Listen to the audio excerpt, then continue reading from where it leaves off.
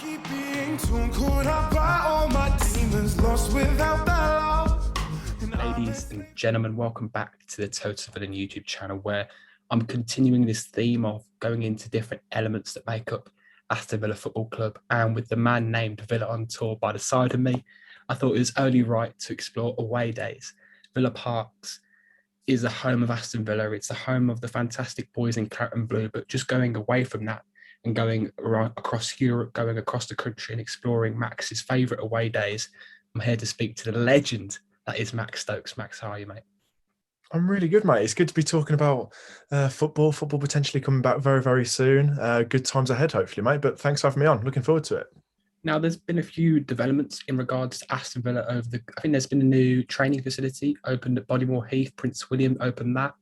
And there was the social media boycott in regards to Aston Villa and the football clubs and individuals situated with the football clubs and in affiliation with football clubs. So I was just wondering what your thoughts were, because I was speaking to James Rushton yesterday, and he was speaking about how important the social media boycott was for him. But in terms of the whole topic around online hate, because you're quite a prominent figure within the Villa fan media scene, and I'm sure you've had your fair share of hate.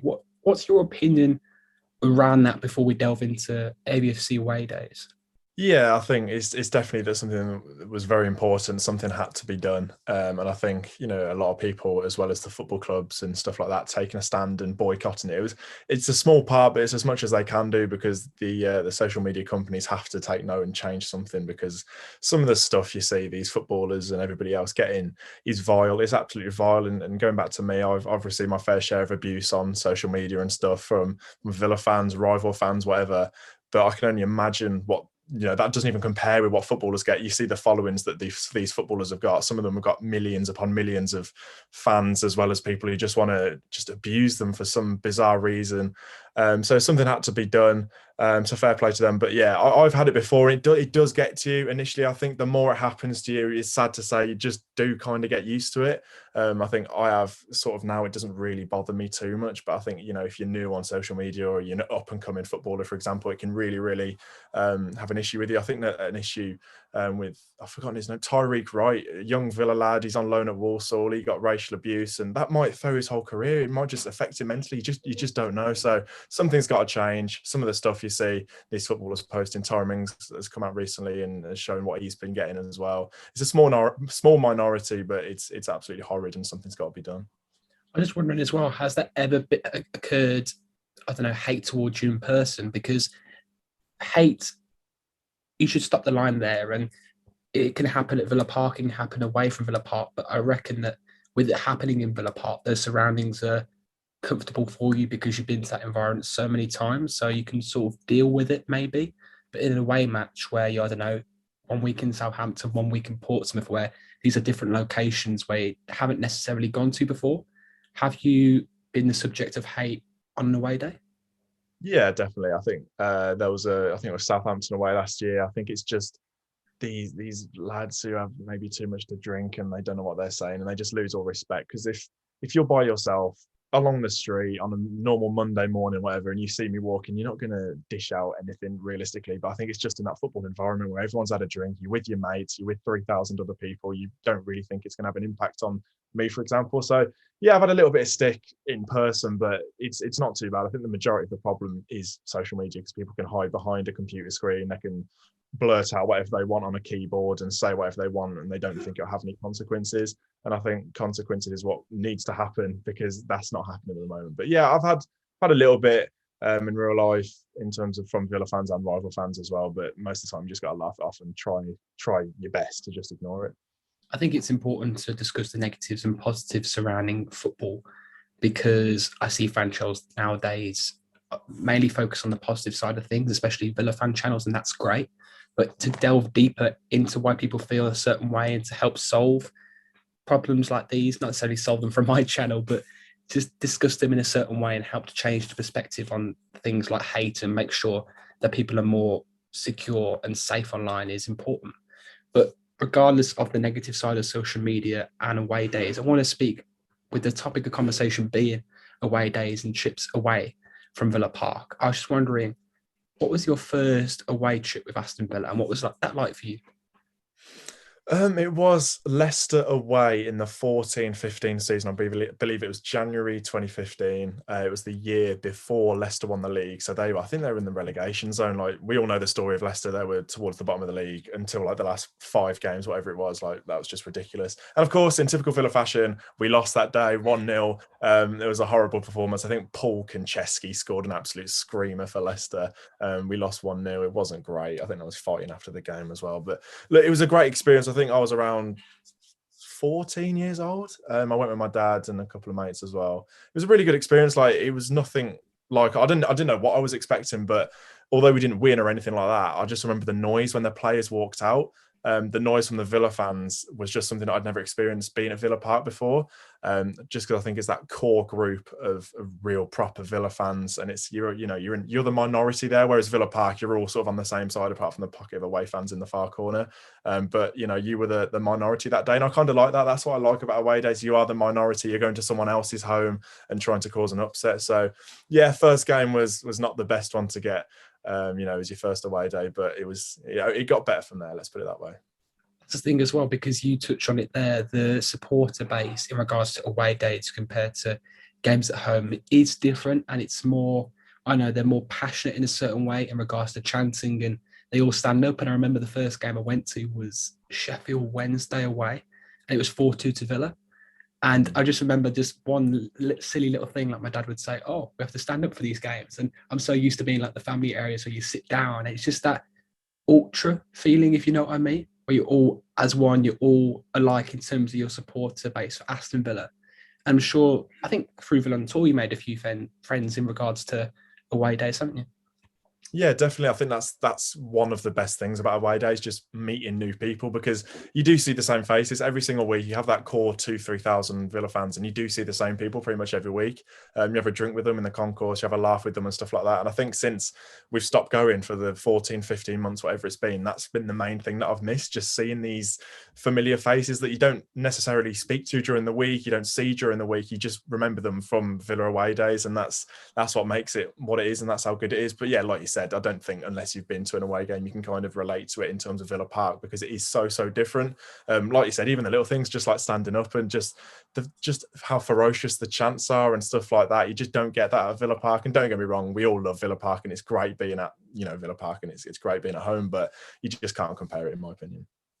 I imagine there's a certain point where you believe that, or you thought of the idea to take a camera along and experience it for those who can't necessarily go to games, like your fans in Australia, New Zealand, who it's a long flight for them to come over all the way to England to go on for a away day, for example, or just to Villa Park in general. So was that your main goal when taking that camera along? And was it previous away days where you really came to really formulate the idea? Not really. I don't think it was, when I first did it, it wasn't sort of, I want to show other people what it's like. I just sort of did it for myself, really. I didn't expect it to grow as big as it necessarily has done. I just think when I first went, it was just me, just memories for me and my mates to see what we got up to. But I think, since it started getting bigger and bigger and people started to watch it from all over the world, I thought, okay, I'm providing something good here for these Villa fans all over the world, that they can feel what we feel at Villa Park or at away games and stuff like that. And that it just makes me feel really good, because I can share this thing and people leave comments about, love from Australia, wherever, all across the world and stuff. And that's just mental. So definitely wasn't the first thing in my mind when I first started it, but it's definitely one of the reasons that keeps me going and keeps me motivated to keep making videos, for sure. I was speaking to James yesterday as well, and he said that going to games in general helped formulate him as a person, help him become the person he is today, just through sheer confidence and being able to go to games and stand up and chant and be alike with your fellow Villa fans, etc. Was that the same case for you? Yeah, I think so. I think I've said this elsewhere. You just don't get anything like that. You don't get anywhere in normal life. You don't get 40,000 people all coming together, all so passionate around one thing. You don't really get that anywhere else. I think it's just so unique and things like that. And yeah, I agree with James there, because I'm not necessarily the most confident person in the world. When I walk in a room, I'm not shouting or doing whatever. I'm normally tucked away at the back, not really saying much. So going to Villa Park, it does change. Like even the first few away games, I wouldn't sing. I'd be a little bit scared, like, oh, what if someone hears me chanting or whatever? It's a little bit cringe or anything like that. But once you carry on and you see these familiar faces and you get used to it, it's just a way of life, and it's just absolutely fantastic just to have that break from normal life at the weekend, just to go and sing your heart out for 90 minutes plus, and things like that. So yeah, it's definitely great in that way for sure. You talk about your first away day at the King Power, and we've gone on to go to games at Wembley Stadium. So there's been a vast array of stadiums you've been to. So it may be a generic question again, but I just really want to get to know what have been some of your favourite stadiums to visit. I think in the Championship, I think I started going fully away in the 16-17 season. And then basically the first time we were in the Championship, that's when I started going away from home. And I think you sort of get bored of the stadiums once you've done them all. Like they're all much of a muchness. But I think once we got promoted, that was when I thought, right, we're in the big time here, because I was looking forward to going to Tottenham, Arsenal, Man United. And I think I've been to Old Trafford before, but when you first went there in the away end and you saw how massive it was, it blew me away. I think Old Trafford's definitely up there. That's fantastic. I think Tottenham, I was there first game of the season as well when we lost, but John McGinn scored and we took the lead. That was unbelievable as well, because obviously I think it was, I know they'd played half a year before, but that was their first full season there, and it was just absolutely fantastic. And that one massive stand they've got was really good. And obviously us taking the lead goes back to what I was saying about, being that core little tiny pocket in the corner. That's definitely what I love. And when you take the lead, we did at Man United as well, and Arsenal, did we? I think we did. Yeah. So yeah. All of those stadiums, I think we just took the lead, and that's so good. And yeah, I think the Emirates gets a lot of stick for being sort of like a bowl stadium, things like that. So don't get me wrong, I love the traditional stadiums like Villa Park, like Sheffield Wednesday, things like that. But just the sheer amount of people that you can get inside an Old Trafford or Tottenham and things like that is just unbeatable. It's absolutely class. Yeah, I think the thing is as well, it's about balancing like the modern aspects to a stadium, but still keeping that kind of like historical feel. And I think that if any stadium gets that right, it's Villa Park. But do you reckon the likes of Old Trafford? Because I've been there, and I went there for randomly Man U Spurs, and I went there, and even though the supporter base that day wasn't necessarily as passionate as it could have been, just the size and the magnitude of people in just one stadium, like all supporting one team, was quite a phenomenal place to be. But in terms of like a criteria for a stadium you would love to visit, what has to be there? Is it that balance, or is it leaning towards the more historical feel, or are you pretty much in favour for like these new bowl stadiums like the Arsenal one? I think, like you said, it's definitely got to be a balance. And I think, without being biased, Villa Park has got that perfectly in terms of, you look at it from the outside, look at the outside of the whole end. Like it's just brilliant in terms of tradition. But you go in there and there's an element of modernness because it is that massive one stand and things like that. But it's also got, the North Stand, the Trinity and the Doug Ellis that are sort of have that traditional older feel to them. So definitely Villa Park has got that mix. Old Trafford's it's better than Arsenal and Tottenham in my opinion, because it is a football stadium. You go to a West Ham or an Arsenal, it doesn't really look like it from the inside. It looks like a sort of baseball stadium or something like that. So I think Old Trafford's got it right in a way, but I think they're just missing the fan base as well, because they're very much a tourist club and people from all over the world go there to watch them as sort of like a day out rather than the core following like we get at Villa Park, where you get 30,000 season ticket holders, which we've got, which is 3/4 of the stadium, that go every week in, week out, that you don't get that necessarily at a top 6 club, for example. So without being biased, Villa Park has got everything, absolutely everything. And I think the thing is as well, yes, the perfect stadium is a balance, but it is nice to go to the stadiums with the more historical feel in the lower leagues, like, I don't know, your Burtons or your Warsaws, where there's a lot of history there, and it's quite a small magnitude of people inside, but it offers like a different atmosphere. So imagine through like the Carabao Cup and the FA Cup, you're going to quite a lot of those as well. Yeah, 100%. You don't get anything like that. And I think when at the start of the season you're getting drawn for the third round of the League Cup or the third round of the FA Cup, you look forward to going to these Rochdales or Salfords or places like this where you're allowed to stand on a terrace where you're obviously not right now for obviously reasons, but when you're packed out and you can hardly move, and that's absolutely class. Like when you score as well and there's just people literally everywhere piling on top of each other, you wouldn't get that at a massive modern ground. So I think these tiny lower league grounds, that's why I do ground hopping as well, because I want to tick off these small grounds, because as a Premier League fan, we're not going to get relegated, so you're not going to go to these Championship grounds. Just going to these Premier League grounds, you're used to these massive arenas basically, but when you go to proper football in League 1, League 2, that's a different spectacle, and it's something that I really enjoy.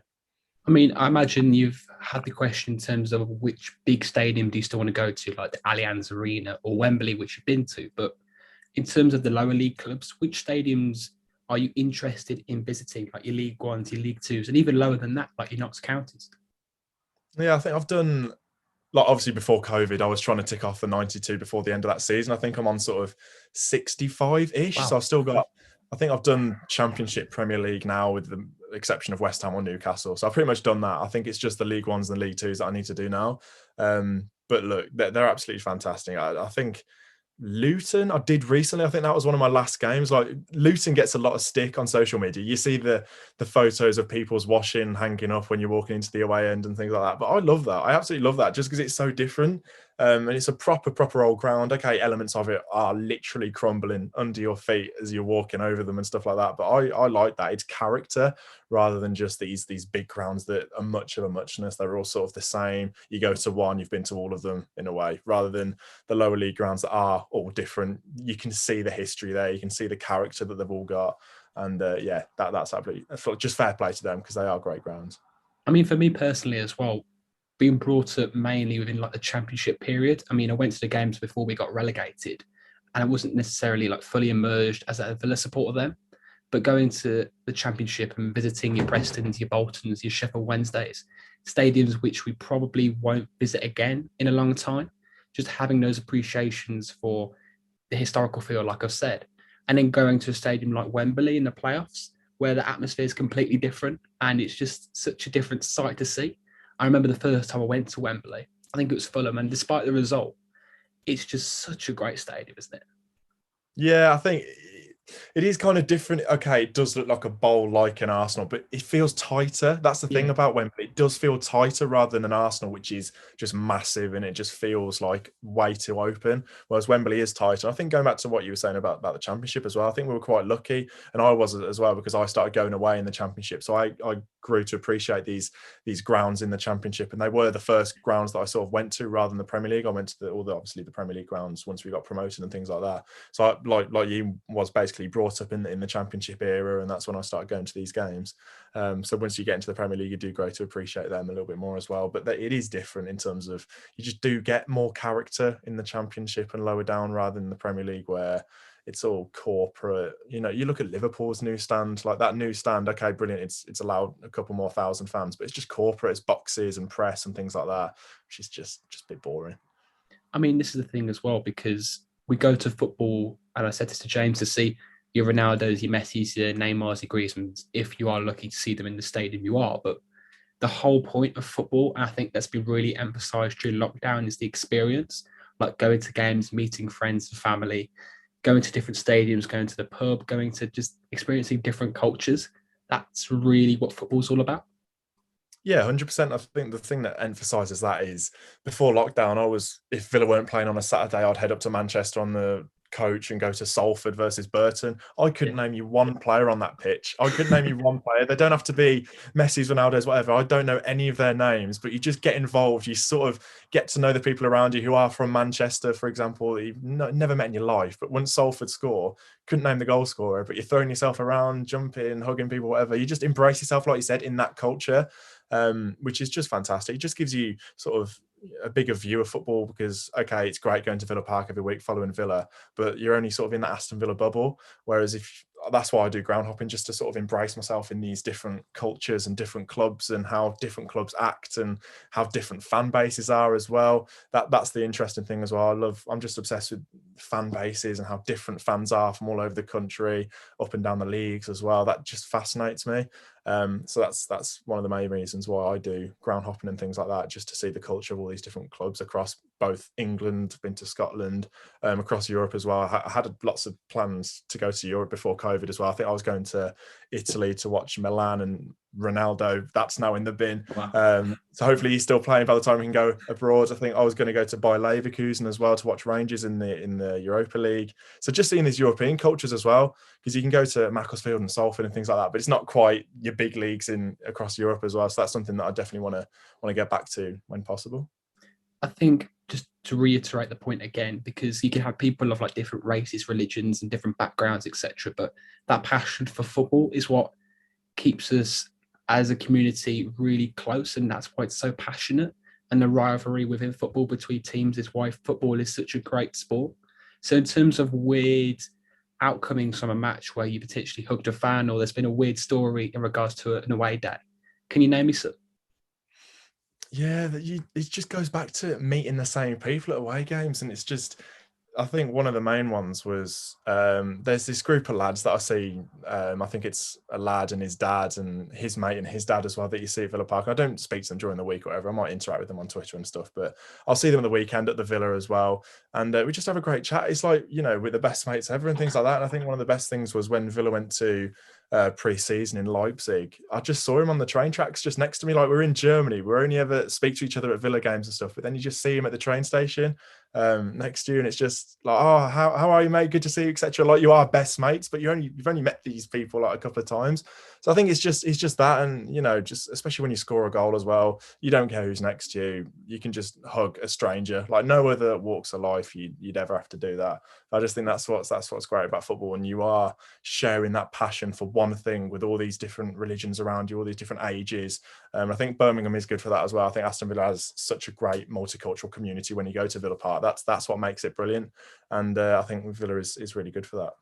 We see in recent weeks as well where you get people like Perez who really want to suck out the core values of football and really implement that more business side of things and implement that business model with the European Super League. And it's just nice to have Wes, Nasser, Christian behind the club at Aston Villa, maintaining these core values to make sure whether it's Villa Park or an opposition stadium around the country or even around Europe when we get to that point, that Villa fans have a good time and they really feel connected to their team.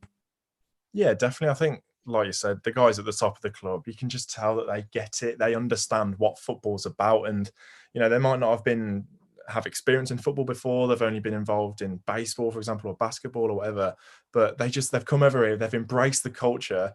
They've got more money than any of us combined, but they've just had the open-mindedness to sort of embrace what we're about, how we experience it, and just sort of done that. And that's just so great to see. We are lucky with the owners and the people we've got at the top of the club, because you look at what's been going on at Man United in the past week or so with them invading the pitch to protest against their owner. Their owner doesn't say anything, doesn't even say sorry to them when he was hounded by a reporter today, I think I saw. So I just think we are so lucky at Aston Villa to have the people that we do in charge, and to sort of, it's so good to see that they just embrace what we're about, because as much as it is a cliche, football is for the fans and the fans are what make it. And I think that's what we've seen over the last year, because it's just become soulless now. Like, football, okay, we're all still watching it, but that's because we haven't really got a choice. It's just so boring. And would you be able to watch football like this for 10, 15 years? No, because it is just boring. And I think you only have to go to the lower leagues to just see how passionate football fans are all over the country as well. So I think, going back to Villa, we are lucky with where we are and hopefully where we're heading as well. I mean, that's the thing as well, because looking back at wins against Everton and Leeds during lockdown, as far back as that, it's almost when those goals went in, normally I would have gone crazy being in the stadium or not during normality. But because, like you said, we've been amongst this way of living for like 14, 15 months and we haven't been to a stadium in like a really long time, seeing those goals go in like El Ghazi's screamer, you just sit back and go, oh, that was a nice goal. I don't necessarily really like vent your passion and really celebrate in the way football fans really should and have done in the past. Yeah, 100%. I think, the weird thing is, you see that El Ghazi goal in, and I was at the pub with all the lads and things like that, and I was just saying to them, like, could you imagine if we were there? Like, could you actually just imagine the scenes if we were there? And I just think, you just, like you said, you just don't get that anymore. And I don't think you would get, like I was saying, if football was like this for the next 10, 15 years, you just wouldn't see scenes like that anywhere. Like you would in a football stadium. I just think, because you've embraced it, all 3,000 of you packed into a small little away end, and you just go mental. That's what makes it, I think. Definitely my favorite thing about football is the celebrations. 100%. You can watch your team lift trophies and things like that as a Man City fan sat on your sofa at home, but I'd much rather support a mid-table club like Villa and watch us win the odd away game at Everton or Leeds, like you said, and just get those small moments of joy. Because I think what's good about Villa as well is we're not always getting relegated like a West Brom. We're not always winning trophies like a Manchester City. We are sort of in the middle. We have highs, we have lows. I think that's what makes it absolutely fantastic as a fan, because okay, it's great winning trophies every single year. It's great doing quadruples and things like that. But having the lows only makes the highs better. Getting 17 points in the 15-16 season only makes the 10-game run in the championship that little bit sweeter. So I think we are lucky. And like you said, if fans were there for that El Ghazi goal, for example, absolute scenes. And I can't wait to get back to that. That is, can you imagine the first goal back? Like, even if it's a consolation against Chelsea, like it's just going to be absolutely fantastic scenes. And I can't wait. Yeah, it's just a little bit sarcastic maybe. But look, I can't wait to be back in a full Villa Park, hopefully next season. The scenes are going to be just historic. It's going to be brilliant. The whole thing translates onto like an international scene as well. And the whole core values of why we love football. And when it comes to like World Cups and Euros, I mean, you get people like my mom who isn't necessarily invested in football but will watch the odd game. But when the Euros and the World Cup come around, just the whole atmosphere and what helps them to entice them to watch games and be a part of the England fan base. I think that's the great thing in terms of football on an international scale. Yeah, when it comes to Euros and World Cups and things like that, it's just that community feel, and you don't necessarily care about what's going on the pitch, for example. It's just how you feel as a community, and you all come together. It's like you all going to Villa Park and supporting Villa, but on like a national scale, which you just don't get anywhere else. And because football, obviously, you can get it with cricket and England playing cricket when they won the World Cup, whenever it was. I'm not the biggest cricket fan, but football's just different because everybody sort of knows somebody who's invested in football. Like you said, your mum, my mum doesn't really care too much about football, but they'll get involved, and that's what's fantastic, because that community feel, everybody wants the same thing, the atmosphere. When you walk down the street and people are having street parties, pubs and things like that, hopefully we can see that with the Euros this summer. But yeah, that community feel is definitely one of the best things. Yeah, and that community feel isn't necessarily alive at the moment in the present due to lockdowns and COVID, but hopefully, like you said, when we get back to normality, that will return for the Euros and then Villa Park and away days to come. And I really appreciate you coming on and sharing your stories, mate. Really appreciate it. That's all right, mate. Glad to be on. Thank you. Well, I hope you guys enjoyed it too. Make sure you leave a like and subscribe to the channel. I'm sure you subscribe to Max, but go over there though and subscribe to him. But most importantly, stay safe, stay well, and up the Villa. Up the Villa. But I keep being too caught up by all my demons, lost without that.